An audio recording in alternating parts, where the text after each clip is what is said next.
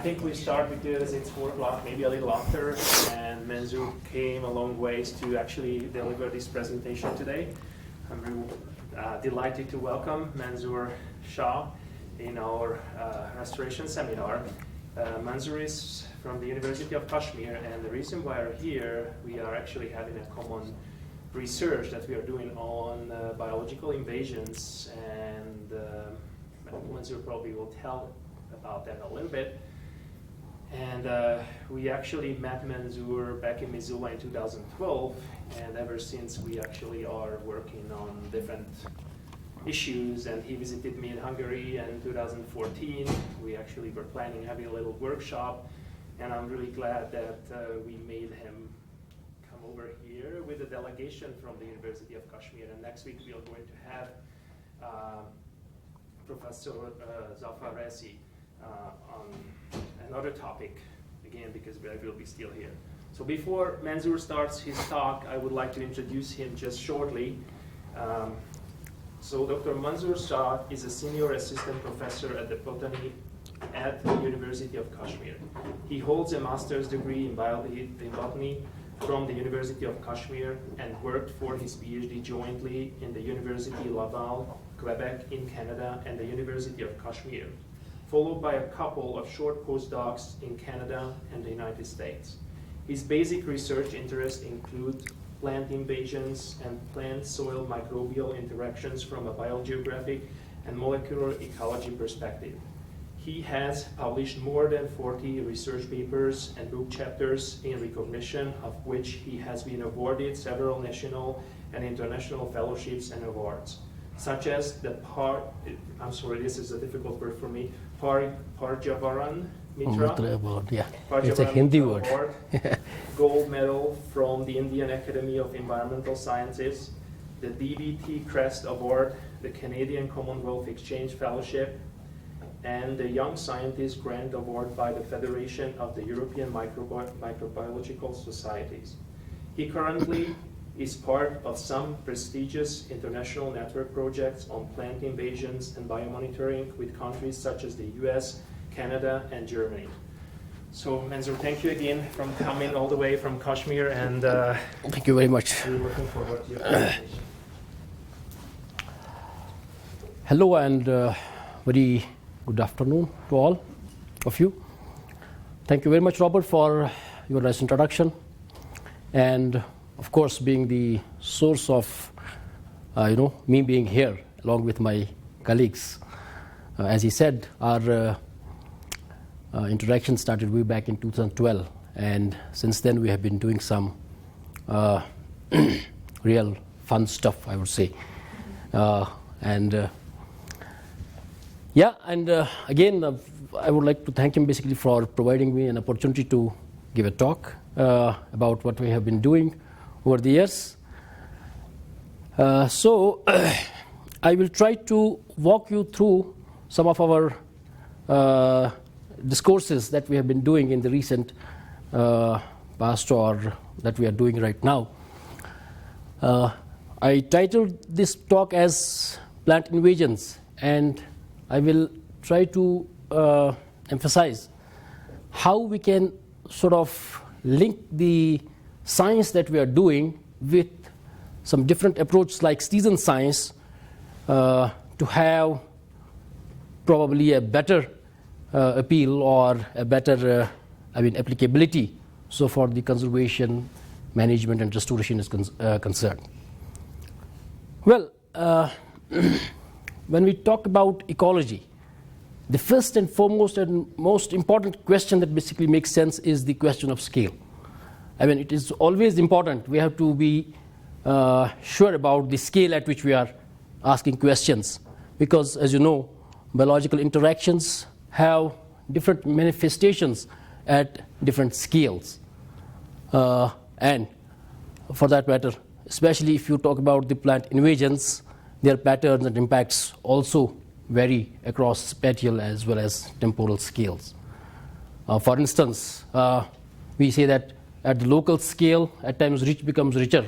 Or you can say if we get these non-native species included in the local pool of species, probably they get even richer.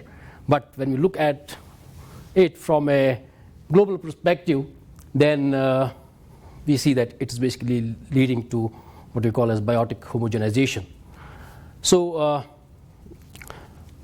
when we look at these scales, I came across an article published just a month back or so that has very nicely articulated as how at different scales different approaches make sense if we have to really have a reasonably good idea about the impacts of the invasive species especially.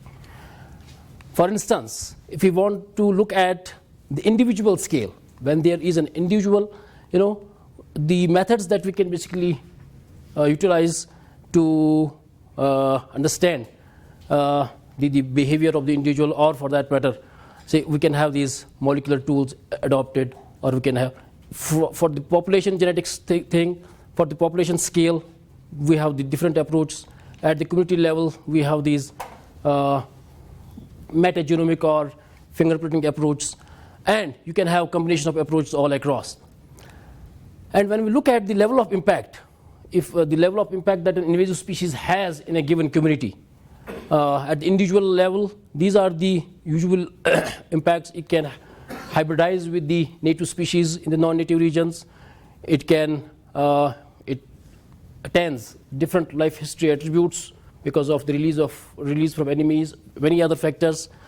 And when it becomes a larger population, then these invasive species do influence the genetic makeup or the structure of the populations, and they have a serious implication for the gene flow in the systems, and so is the basically impact at the community level. Community structure is changed, so on and so forth.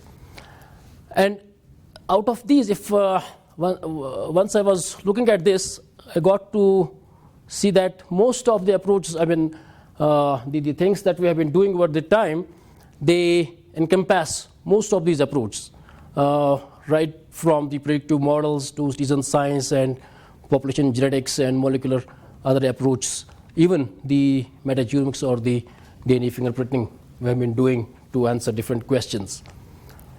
So that's what I will try to do during my talk, to walk you through all these tools that we have been using for asking different questions. Now, if we have to ask large-scale questions, there are a number of ways, but I highlight here two important ways. One is that what we call as coordinated distributed experiments. For example, if we want to understand how a given species, however invasive species which we say native is to North America, how it behaves in its non-native ranges, which could be Europe, which can be Himalayan region, so on and so forth. It's hard for an individual to come over and see all these plots in person. The best approach is if we could have the collaborators from across the ranges and then have the commonly, I would say, agreed upon protocols to have the field studies and then other things. So that requires a team of researchers, as me, Robert, and other colleagues, of course, are there. But now they say that even you cannot reach a larger scale with a team of researchers, then you can probably reach through an approach like citizen science approach. Citizen science, as you know, is a kind of emerging science nowadays that basically believes in the fact that at times common people out there know probably more about certain things than even a particular scientist knows about them. And if we somehow get a larger pool of people on board with regard to certain questions, we are probably able to get a broader spectrum of opinions, and then we can, of course, as scientists, for instance, filter that information and for certain issues, and then make sense out of it.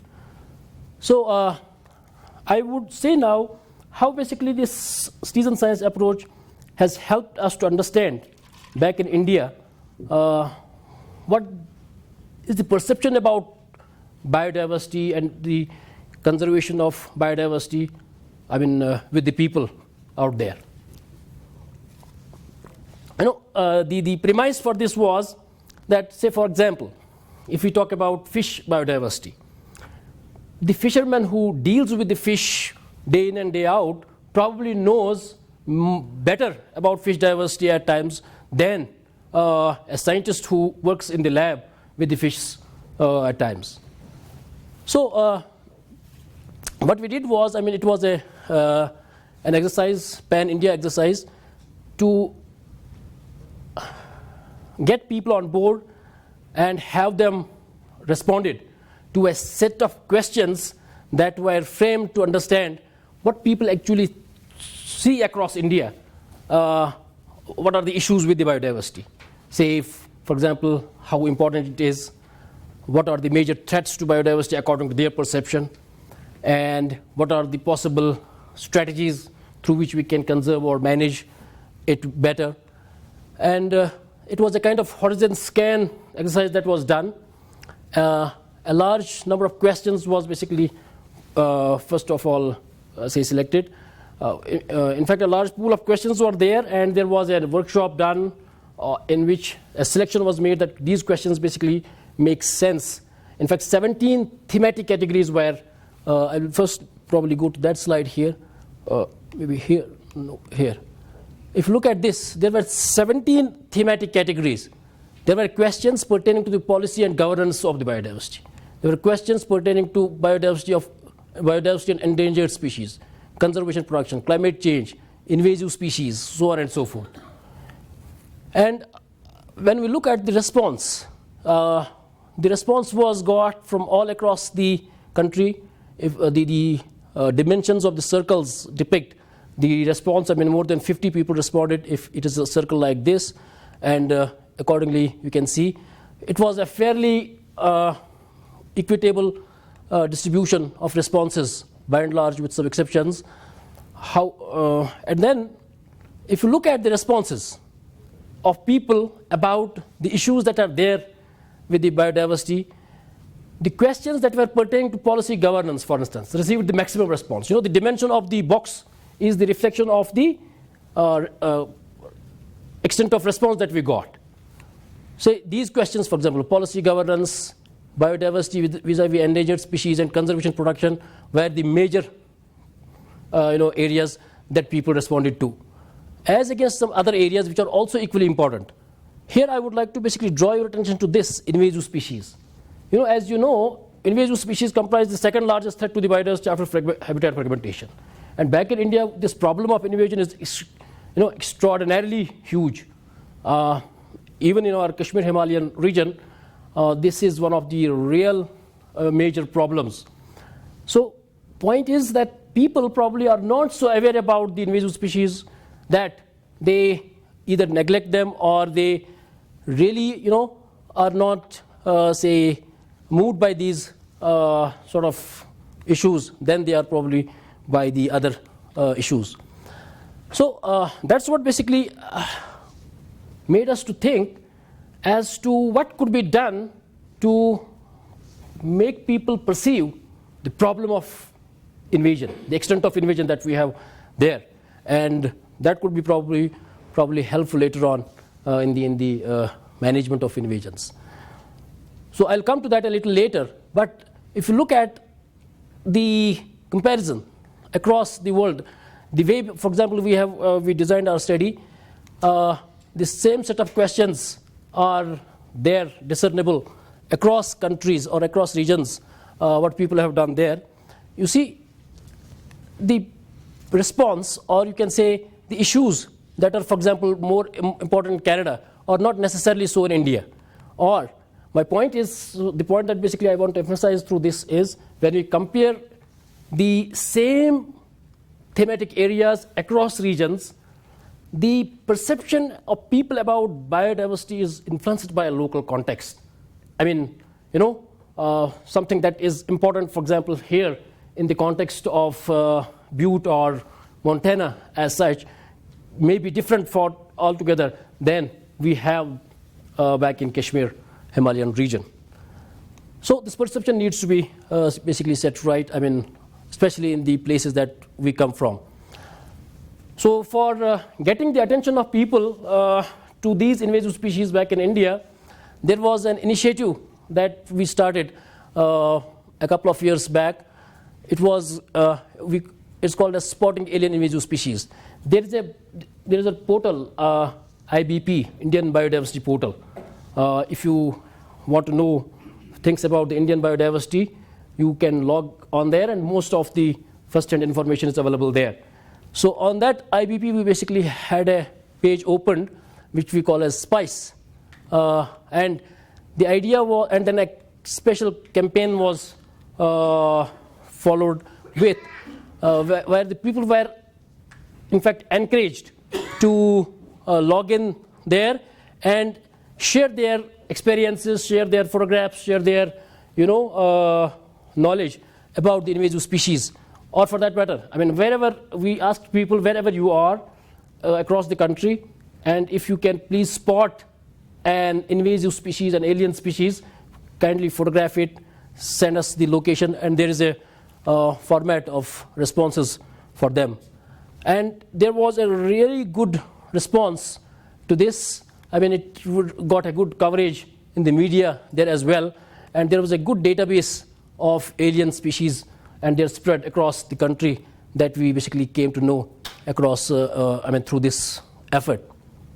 So we even encourage people that they can probably organize their what we call as invasive species mapping walks. They can walk around the communities or around the places and then see if there are species, and then they can report to our portal. And this portal is getting enriched, day by day. In India, there are other projects as well. Just I would like to make a mention of a couple of them. For example, there's a citizen science approach to map the trees in the India. A huge set of information people have been basically updating on this. And one of the friends of mine who works in south part of India, he way back in 2007 basically started this eBird initiative.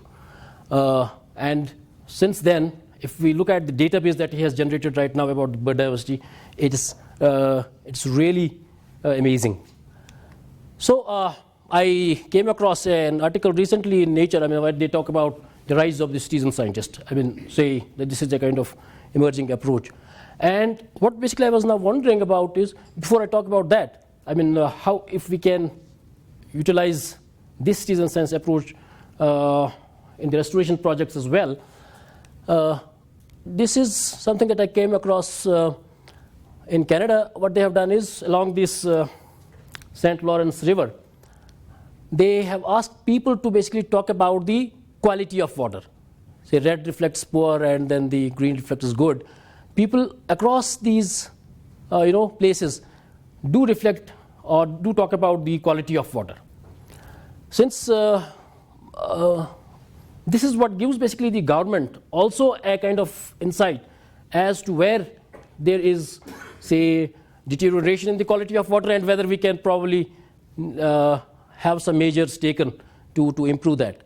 Why I basically reflect this, we are a part of a project, an Indo-Canadian project that pertains to the biomonitoring of the water quality, of course, vis-a-vis invasive species. So the biosensors that the team is trying to develop, we ultimately want to have the people on board later on. For example, if our biosensors are ready for detecting the water quality, people can they can be integrated to the mobile devices, and people can monitor.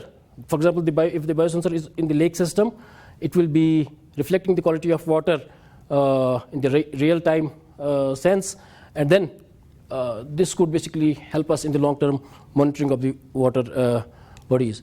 So basically, I was thinking about from the restoration perspective, if we can utilize this citizen science approach to see how successful or otherwise the restoration programs across the regions are.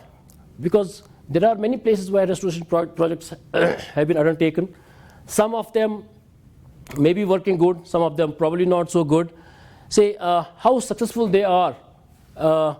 Likewise, if we can have the public opinion about how to restore the contaminated or the degraded sites. At times, we basically look at the restoration programs from our perspective. But if we ask the people who are affected by these, say, degraded sites that we want to restore or manage, how the locals that are in and around there, how they want us to basically restore it, or what is the purpose basically that they want us to restore this site for, so on and so forth. And also, probably since this invasive species, they are a major problem, one of the ways through which probably they can be managed could be if we can find some sort of use out of them. And if that happens, people can tell us at times that this species can be probably put to this use given their traditional knowledge about the species in different places, and that probably could be helpful. So now I would like to basically talk about, this was about citizen science and other approaches that I thought could be probably utilized in the restoration projects or with the management of invasive species. So for the invasive species are concerned, the thing that basically that brought me and Robert together was this study. That's why I want to start with this. There is a species called Konasana Canadensis, which of course I'm sure all of you, in fact most of you must be aware of because it is the native of North American this region. And back home in Himalayan region it is quite invasive, and so is the case in the Europe and in China. So we asked a simple question, me, Ray Callaway and Robert with our other colleagues, that is it that this species drives out other species, especially the native species, in the native and the non-native regions same way, or there are differences? We planned the field studies across regions, including China, Europe and Kashmir, which are the non-native regions for the species, which are you can see in the red, and all these black sites, they are basically the North American sites, which are the native sites. So what we saw was, as the cover of the species increases, as the cover of the Konasana increases, there's a steep decline in the native species diversity in most of the non-native ranges, almost in all the non-native ranges. But this species, if you look at it, here as well, looks like a weed, and apparently looks that it should also be driving out natives here as well.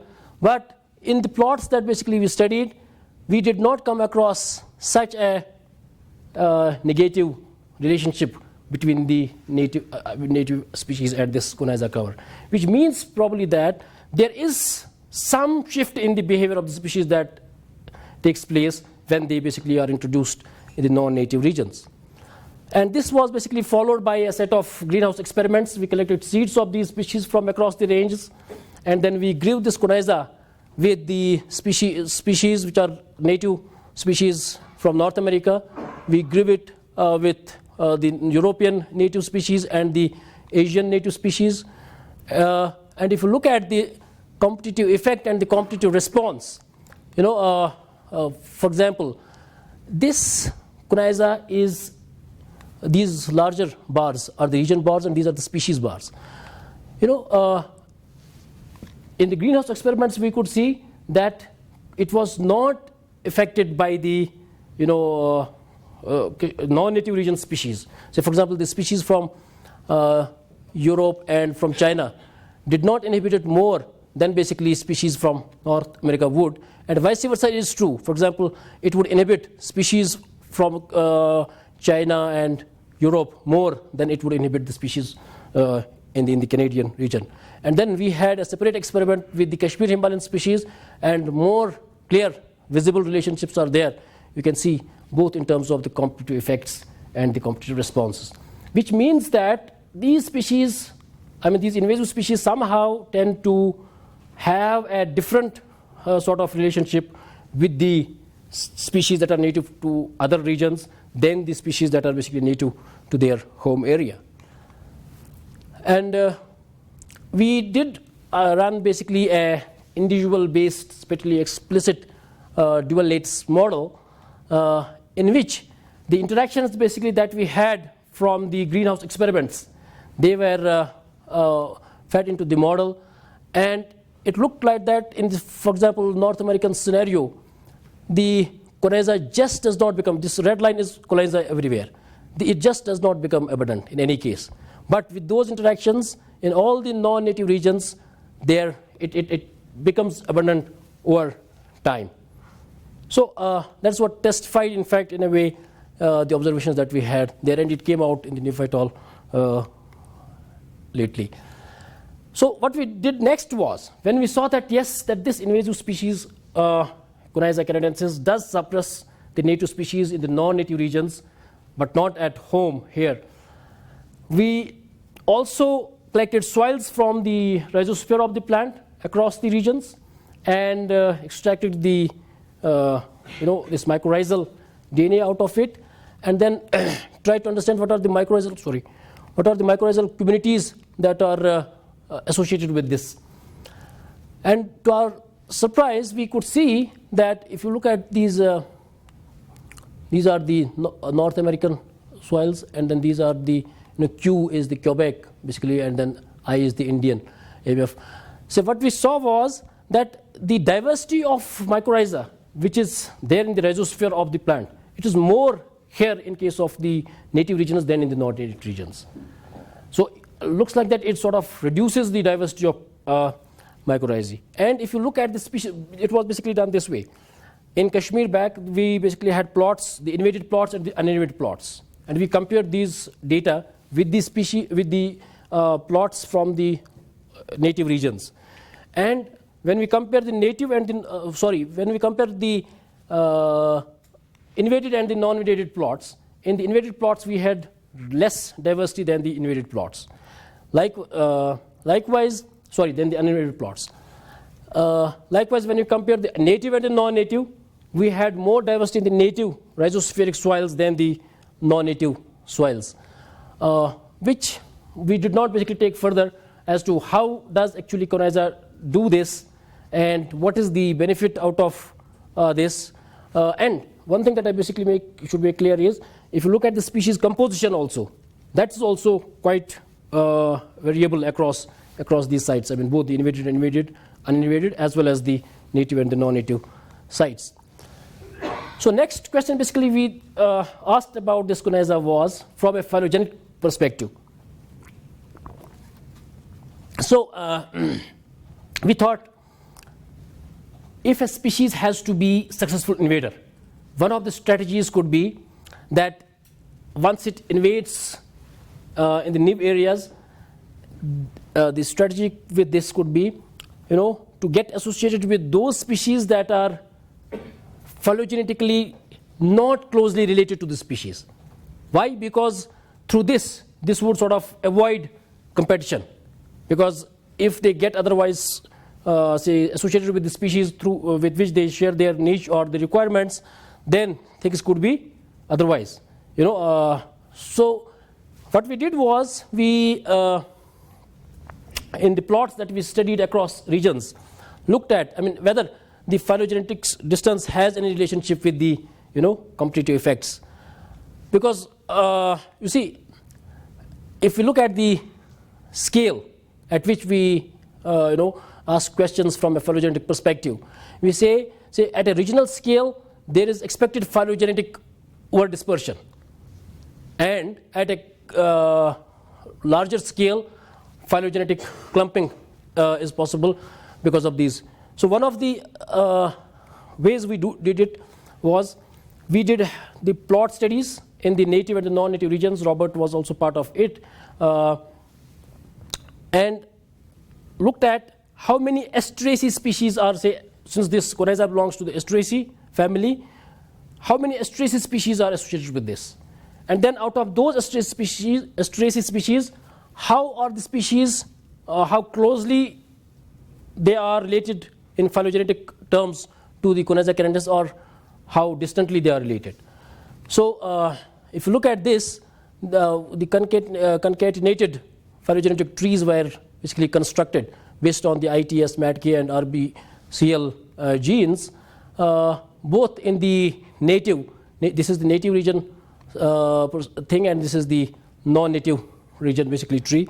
And if you look at the data that we get, it is clear, I mean, from the net relativity index, that Konasana gets associated in non-native regions with the species that are really phylogenetically distant as compared to the native range, where basically the species are quite closer to this. So and within the native region, if you see, even if there is the increase in the abundance of Konasana, it would not really reduce so drastically the co-occurrence of close relatives. So which basically is something that brings about the over dispersion of the communities. So I mean, this was we are still looking at it. I mean, this data is under further sort of analysis, and this is somehow something that basically came to the fore from the analysis so far. So the next question basically that we asked with regard to this species, whether this species is in terms of genetic diversity equally diverse in its native and non-native regions, or there are variations. So I would say this is really a reasonably larger scale study than either of the studies that we had so far. We sampled populations of this Konasana from across the ranges of North America, Europe, and larger part of the Asia as well. And the preliminary data that we have with us, I mean, I thank Ray Callaway, Robert, Christoph, especially from these regions, who helped us with the sampling and to reach that larger scale. And if you look at these bar plots, these are the staggered bar plots of the population genetic diversity. These are from the Asian region, and then this is the European scenario, and this is the native range scenario from Canadian and the US regions. There are different clustering patterns. You know, if you look at the data, of course, this is still under study. I mean, this is still under analysis. In this, we have to add even 16 more sites. The data is with us now, and since I was in trouble in most of the time, in a week's time or so, we'll be having that included in this. But from, I mean, at a glance, if you look at this, so what these different colors basically depict is, this is first of all, this is the distribution map.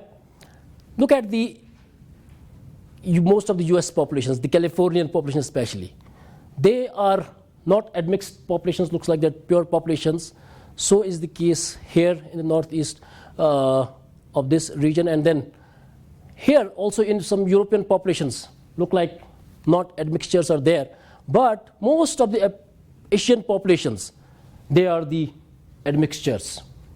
You know, so we are trying to figure out what sense actually it makes, but looks like that in non-native regions, the species as they basically come over, this population admixture thing, you know, is a common phenomenon with the invasive species, or what we in common terminology call as genetic. So we are very curious to basically see after the detailed analysis what actually comes out of this study.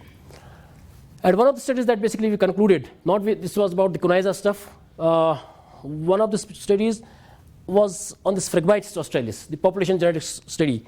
These are the Kashmir Himalayan sites, and these are the Quebec part of the Canadian sites, where from we sampled this Phragmites australis. This Phragmites australis is quite invasive in our wetlands, I must tell you.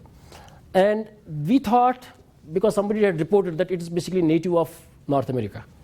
And that's why we wanted to see its population genetic diversity across regions. So we sampled in the North America, and we sampled back in Kashmir. And when we processed the data, we process it both for the morphometric trait variations, the quantitative trait variations across regions, as well as the genetic variations, right? And if you look at this dendrogram, we realized after we basically conducted this study, we realized that in Canada there are the native and the non-native haplotypes of Phragmites australis co-occurring. You have the native haplotypes and then you have the non-native exotic or invasive haplotypes. So we try to measure the morphometric traits of 7 traits, especially including the leaf area, stem length, height of the plant, so on and so forth, of the species. That was native species of North American region, non-native species, non-native Phragmites, and then back in Kashmir, non-native exotic this Phragmites. And it looked like that on the basis of these morphometric traits, these exotic populations in Quebec are clustered altogether different than the Kashmir, than the native populations in North America. And Kashmir exotics also formed a different cluster. A detailed population genetic analysis was done with the help of these microsatellite markers, and the allele frequency, it was actually done. What basically is here, if you look at this, 86.2% of the alleles were found to be common between the Quebec exotics and the Kashmir exotics, right? And we realized later on that it is basically the exotics in Quebec, they are known to basically be native of Europe. Unfortunately, we did not have samples from Europe with us. Otherwise, we could have certainly said that that this is of European origin rather than North American origin.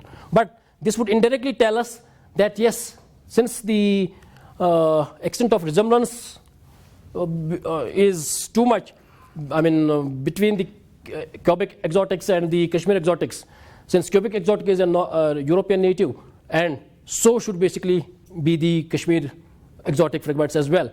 And it makes sense. Why? Because given the British colonial past of the India, the coming over of the propagules was quite likely. And if you look at the this principal coordinate analysis, these are the Quebec exotics, these are the Kashmir exotics, and these are the native species. They cluster altogether differently. So now the question is, we have these invasive species, we understand that they are basically doing a damage at the genetic level, at the community level, at the ecosystem level. So, and this is an abundant biomass with us. What is the way out? What can we do with this, right? So, if we look at, this is basically again from the restoration or management perspective. If you look at the efforts that have been globally made to manage these invasive species, have not been so successful. There are not major success stories, although people do claim elsewhere we are doing this and that. But by and large, especially if we look from our perspective, from our larger picture, is that there is no management that's really working so successfully. So controlling the spread of invasive species is, as you can say, very much expensive, right? What are the way outs with us? I believe with this super abundant biomass, which is very difficult to control, 2 strategies could be quite useful. One is, if we can have a mechanism to predict species well in time, because this invasion, as you well understand, is a stage-based process, right from the stage of introduction to the establishment and the naturalization. Then they become super abundant in terms of the being so widespread and dominant. Say, if we can somehow detect them at the right stage, when they are not so abundant, probably we could have some success. And then, if we can figure out some alternative uses. Now, second is, if now they have somehow invaded, we have not been able to predict them well in time, then they are there with us. Can we find a merit out of them? can we find some alternative uses that they can be put to, so that people basically use them, and they get, we get, rid of these things, and at the same time it adds to the livelihood of the communities that are involved in their, utilization. I'll talk about these two very briefly.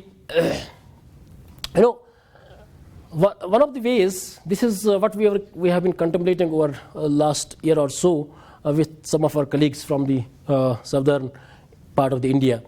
If we can develop some value-added products from the invasive plant species and get the local communities involved in harvesting them and processing them and making livelihoods for themselves.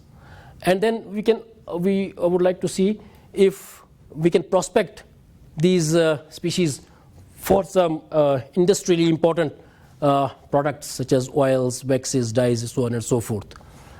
And overall, the idea is if we can develop a sustainable social enterprise model to promote the use of this otherwise obnoxious stuff. Some of the good institutes have agreed upon. A proposal is also ready in this direction. We're not sure how it goes, but there is some hope. Why? Because in India, if you look at the invasive species, one of the worst species that we come across is this Lantana camara. This is amongst the 10 worst weeds of the world, right? Huge, abundant biomass that is there. Thankfully not in the Kashmir Himalayan region, because in India ours is altogether a different region so far the climate is concerned. But in the rest of India this is a major problem. So there has been an effort by those people wherein a range of products have been basically made from the Lantana stuff. If you look at this, these baskets, this furniture, all this stuff has basically been made from the from the branches of that Lantana camara. And people have, what they have tried to do is they try to now train the local artisans to make these value-added products from species like Lantana. So my point is, if we can have this model reproduced with respect to the other species, so as to get basically rid of the invasive species stuff, and at the same time these relatively marginalized communities also add to their livelihoods. And so this is one way of looking at their management. I don't know if it really makes sense in the US context, but I am sure that in the Indian context it makes really a lot of sense. And I don't know how successful people can be there with respect to this. So second was prediction. So I said that there are two ways. One is to timely predict the species, another is to find the alternative uses. I talked about the alternative uses. Now, before I end my talk, I will briefly talk about the prediction part. Since I said this invasion is a stage-based process, right? There are stages where it is there in the native region that when it comes, or they are just introduced in the non-native regions, till they become super abundant or widespread and dominant, right? The ideal stage where we can basically catch a species is this stage second, when they are just introduced in a system, right? We did a very simple sort of a study a few years back. We wanted to see whether we can predict the invasiveness of the species from the native range size. Say, for example, if a species comes to our part from Europe, back home in Europe, if it is really widespread and dominant, or it's a quite, it has a wide native range, that means it is beset with the traits that are quite likely to sort of help it become widespread elsewhere also when it's introduced, right?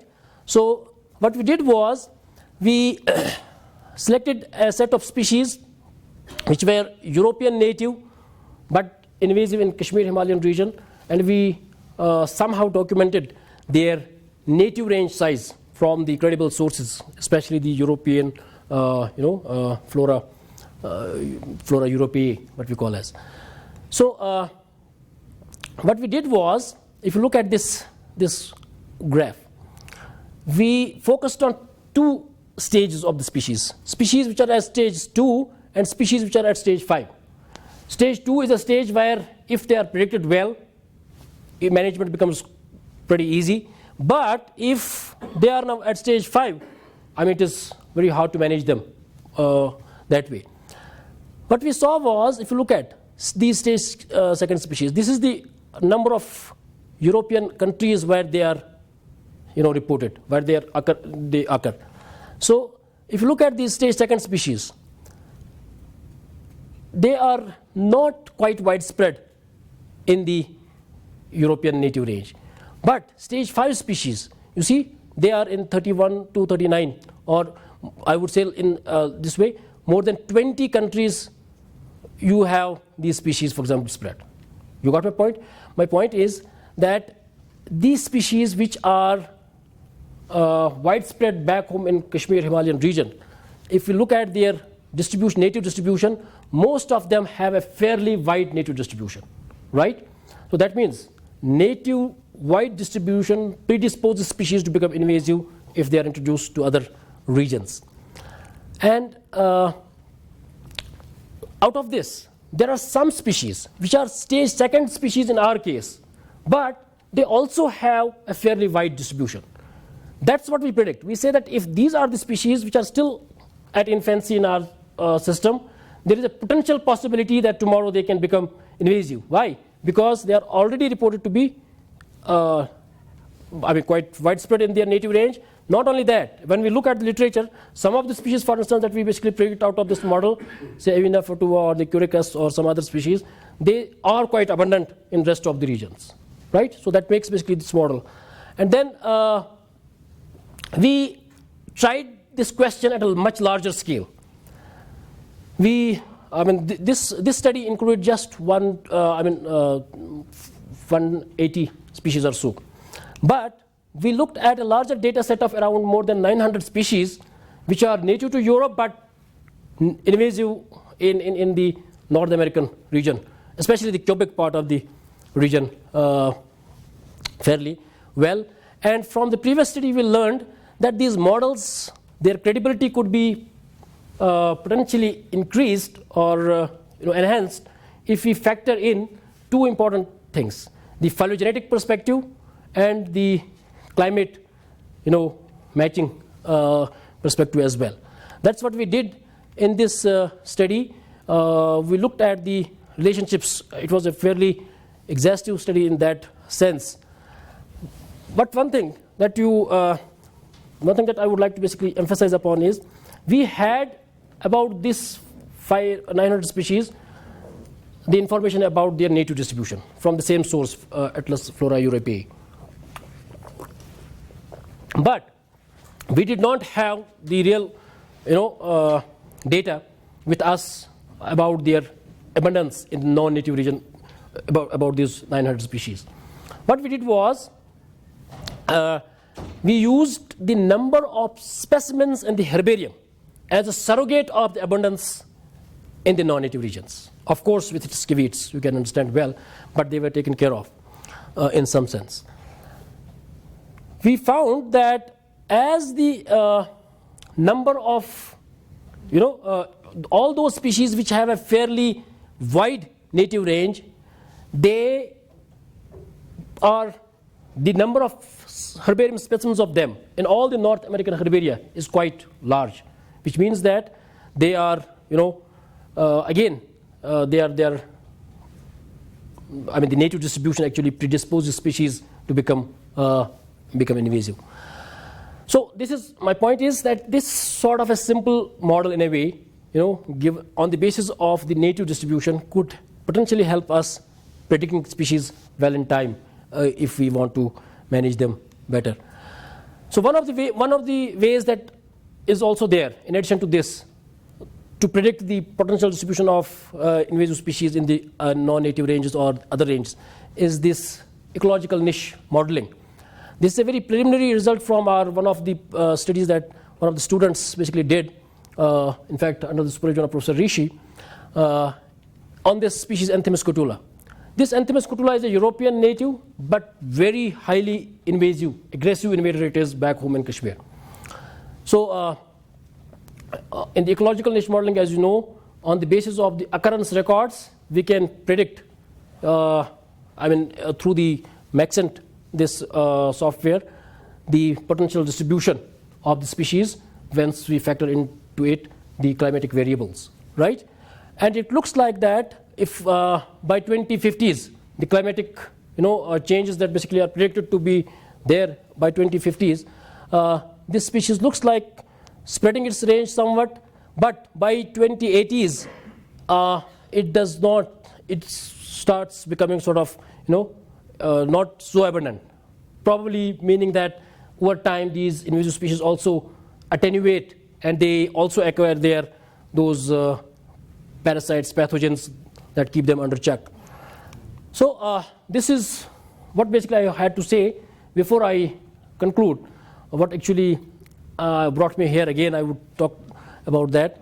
We have a project jointly with the Dr. Robert under this Indo-US 21st Century Knowledge Initiative.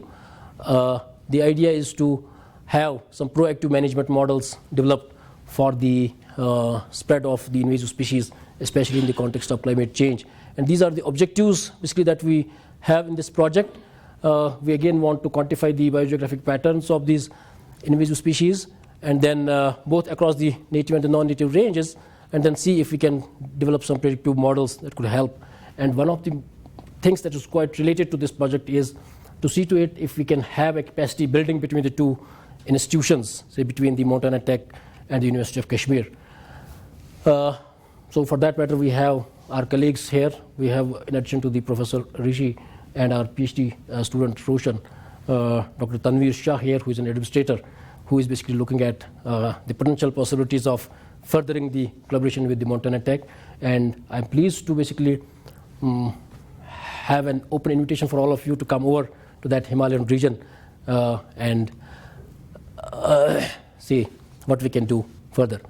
So I acknowledge the grants by all these funding agencies, and of course all the work that basically I presented was the work that has been conducted by our students, including Roshan, Naira, and Uzma especially. This is not Butte. This is the University of Kashmir, right? So almost same thing. So when I say that please come over, you will find yourself almost at home because we have the same sort of a situation there. So with this, I thank you very much for your patient listening.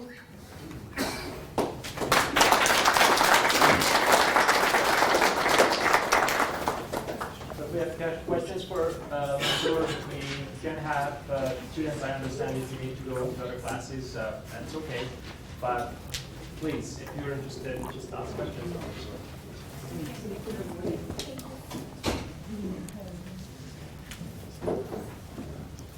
So Manzoor, what was, just a simple question because many of the people are not specified in botany, and just a couple of the plants that you actually just specify here, can you just name them for them to have a better understanding, like the Phragmites and then Timis? Oh, yeah. Just, So we are selecting, in fact we have selected 4 species for our this project.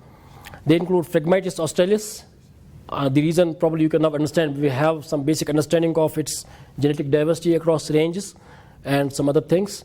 So we want to see now how it actually behaves in the native and the non-native regions with respect to its impact on the native diversity. and that is common reed. Yes, common reed. Phragmites australis is the common reed. And then there is one more species called Verbascum thapsus. The common name is? Woolen. Yeah, woolen. Yeah. So that is also a species on which some understanding is already with us, especially Professor Rishi has conducted a study with his other global partners on that species, and we want to take it further in this project. And then there is one more species, Cirsium arbenzi. Canadian thistle. Canadian thistle. That is another species, and there is and fourth is the Cicimbrium locally. Cicimbrium locally, which is basically a member of hill mustard. yeah, hill mustard, which is a Brassicaceae member. Everybody knows it. So if any of you has interest in these species, it would be a pleasure to basically talk further about it. Yes, please. Are you guys involved in programs to, I don't know, work on creating value-added products, or is that like a separate organization that's working on that? Yeah, there's basically a separate organization. I mean, the things that I said, there's an organization in India called as ATREE, Ashoka Trust for Ecology and Environment. They have a special focus on this. They work with the local communities, and basically they have found the success stories that I presented of Lantana camara. It was basically developed by them. So the idea is now, if we can take it to the next level. That's why basically there are 5, I would say, larger institutions across India that are joining hands to see to it if we can find similar value-added products out of the other species as well, right? And there are a given number of species that are under focus for that. This is a proposal as of now, which has already passed to some stages, and if it really gets going, there is a potential possibility that we'll be in a position to have some idea about the alternative uses of these species. Yeah. Is that what you were asking? Okay. Yes, please. You mentioned the similarity index. What is included when you calculate the index? What include the genetic information or just morphological information? That The similarity index. yeah. Compare So there are different indices that give you an idea of the similarity from a phylogenetic perspective, right? So I did not have a specific slide. Otherwise, there are different, and say indices. What we did was the species that we found co-occurring with this coryza in the native and non-native regions. We listed them, and after listing them, we had basically from the NCBI, their sequences were basically retrieved, right? And then those phylogenetic trees were developed, right? And then you have, once you have basically, you trim those sequences to align them, to become the same length, and then so that you can use them in the phylogenetic tree. Then you can basically have a number of indices. So one of this was, net relation index, right? There is another called Rao's index. There are other, say, indices which you can basically see. There are different formulae for them. So, for example, if this is the level of similarity across, this is basically the, So in terms of net relation index, we found that there is high degree of NRI or NRI with respect to the species of that co-occur with coryza in the native regions, then co-occur with it in the non-native regions, right?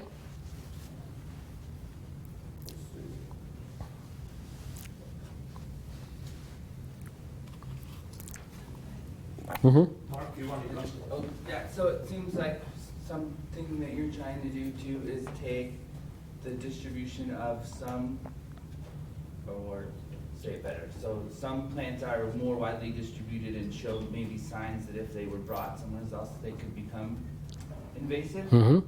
Yeah. Have you built a list of any of those species? Yeah, we have some. We have in the Kashmir Himalayan context, we have a list of approximately 18 species with us on the base of this thing, on the base of the native range distribution, that can become potentially invasive in future if not probably taken care of. And of course, there are other factors that can be basically brought into the model, notwithstanding those factors. On the basis of the native range size, we can at least predict that these can potentially become invasive tomorrow. That's a, Yeah, yeah. Yes. I have one more question. In the first part of your presentation, you was talking about the citizen science, the science for the regular Yes. people.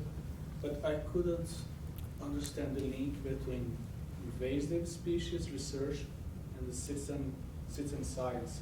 Can you please talk? Yeah, yeah. I mean, this is a good question. You see, if you look at those pictures, what I basically want to tell you is we wanted to look at the perception of people about biodiversity across India, right? And the responses that we got for the invasive species, the amount of response was very, very little, notwithstanding the fact that it's a large-scale problem across India, which means probably that people are not really so aware about this invasive species problem that they otherwise are expected to be or should be. And in that basically helped us to have that nationwide drive to mobilize the public opinion about the invasive species through that SPICE initiative that I basically talked about. It was a kind of special campaign that was set out to ask people to spot invasive species in their places of occurrence, and then have them photographed, share their stories on the portal so that this information becomes public and people know more about them. So that was how it was linked. Yes. Yes, Martha. Do you have any invasive tree species in India? Yeah, we do. Okay. We do. What are some of those? One of the pseudoacacia is Robinia pseudoacacia is one of the quite invasive tree species. And then we have this willow, this popular species. They are becoming quite invasive, very invasive. The species of poplars. Some other tree species are also there which are invasive. Do people use them for timber, for wood? Yes, poplar woods are used for especially this roof topping thing, and also for burning in the in the winters. In that, for the as firewood also. And the Robinia pseudoacacia wood, it is a very good firewood thing that people use there. Yeah. So they're becoming like a crop instead of invasive. If you find an economic Yeah, that's what basically I'm saying. If you find an economic value out of them, they could become a potential source, of benefit. But you cannot disregard their, ecological impacts that they register. If, for example, they drive out natives, the issues that basically they have with regard to the, functioning of the native, functioning of the invaded ecosystems. So for the nutrient cycling is concerned, so for the habitat patching is concerned, other things are concerned. They are there, but we have to know. Other than basically, if we find a virtue out of them, it's always a good situation. A good win-win situation. Just a general question. I'm thinking about the crop plants of the world. Do you know if any of them, or what percentage of them, have been planted in non-native places and have become invasive? Like we grow a lot of wheat and barley here, but you don't, when you're walking around in the montane areas and so on, you don't see it as an invasive. Okay, you mean how many crop species have Yeah. escaped into the wild and become invasive? Yeah. There are some, should be some. I do not have exactly the information about how many or which species, but in our place a species was introduced, say, as a medicinally important plant. It was cultivated for that purpose, but ultimately it escaped. Now it is growing in our Leucanthemum vulgare. Which one is that? Leucanthemum vulgare. is a species Oh, okay. that was brought into Kashmir for, say, a purpose of extracting medicine from it. And over a long period of time, now it has escaped, and then you will find the meadows of Gulmarg. Yeah. Invaded by it. Then there is another species, daisy. It used to be cultivated in our gardens, and now it has escaped. It is troublesome. Yeah.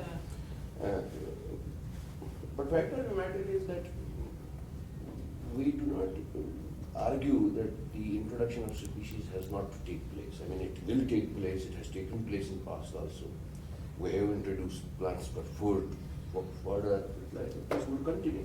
Yeah. But only thing is that whether we will be able to predict, right, priori that this species is going to say spread in our area, and it's better not to say introduce it. Yeah. Now that say level of understanding has increased considerably, and then as on date we can make a reasonable guess about the species, whether its introduction in the region would say result in ultimately to spread or not.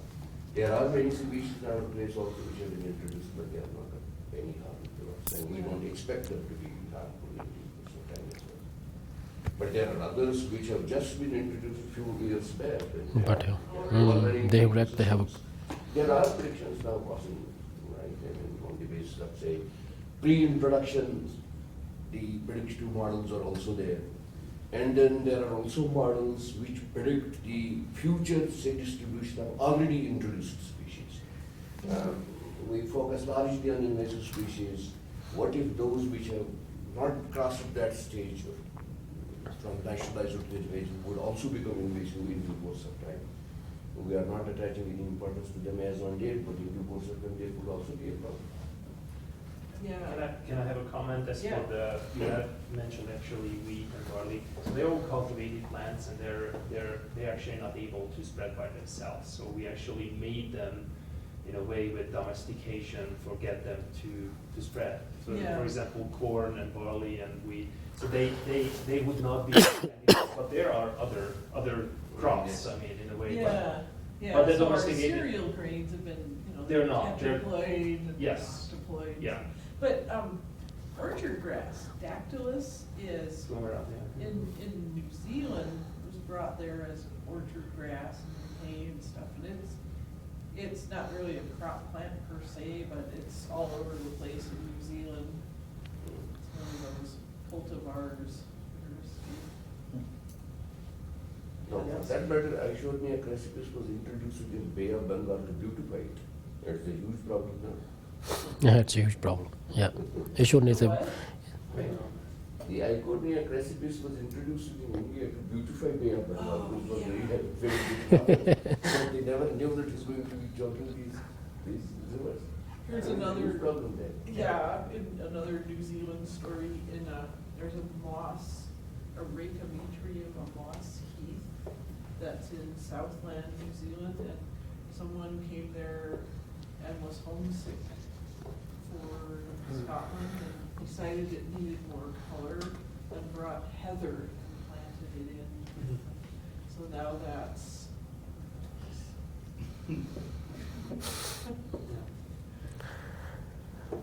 okay. No more questions. Thank you so much, Manzoor, again. No, thank you. It was a pleasure. And see you next week and for Professor Zafar.